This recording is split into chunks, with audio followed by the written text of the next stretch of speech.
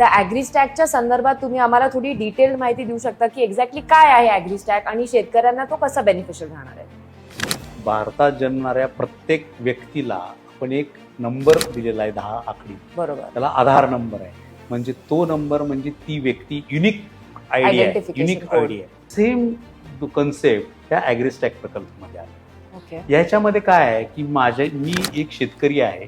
माझी शेती सिन्नर तालुक्यातल्या दापूरला 2 एकर आहे, दोडीला माझी 2 एकर आहे. अशी वेगवेगळ्या ठिकाणी माझी शेती आहे, पण मी शेतकरी एक आहे. तर मी हा शेतकरी म्हणून माझा एक युनिक आयडी असेल.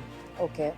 त्या युनिक आयडीला माझी जिथं जिथं शेती आहे त्या शेतीला पण मग एक आयडी देणार मी. Okay. Farmer ID, farm ID आणि मग त्याच्याही पुढं जाऊन मग असं आहे की हे जेव्हा मला तयार होईल त्यावेळेस मी शेतकऱ्यांना एक प्लॅटफॉर्म देणार. मला 7/12 घ्यायचा म्हटलं ते ऑनलाईन उतारा काढायचं म्हटलं तर ते लवकर मिळत नाही. ह्या सिच्युएशनला तुम्हाला काहीही करायची गरज नाही, कारण तुमचा ऑलरेडी फार्म आयडी इटसेल्फ तुम्ही आहे. Eligible. तुम्हाला जस्ट तुमचा फार्म आयडी आणि फार्मर आयडी टाकला की तुम्ही काय लावलेलं हे ऑलरेडी ती सिस्टीमला लोड असणार आहे. तुम्ही कुठल्या फार्मवर आला ती फार्मही लोड असणार आहे. ते फार्म 2 एकराचा आहे की 20 एकराचा हे ऑलरेडी डिसाइडेड असणार आहे.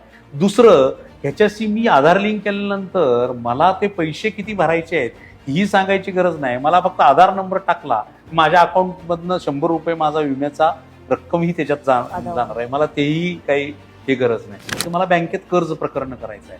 उद्या बँकेवाले ही कागद नाही, तुझ्या ह्या फाईलमध्ये हे नाही असं म्हणायची गरज नाही. त्याला फक्त मी जाणार, माझा हा फार्म आयडी आहे आणि तो फार्म आयडी टाकून बघा तुमच्या सिस्टीमला.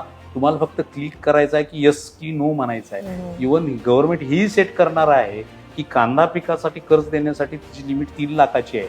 त्याच्यामुळे तो नाही म्हणणार मी तुला 1 लाख देईल.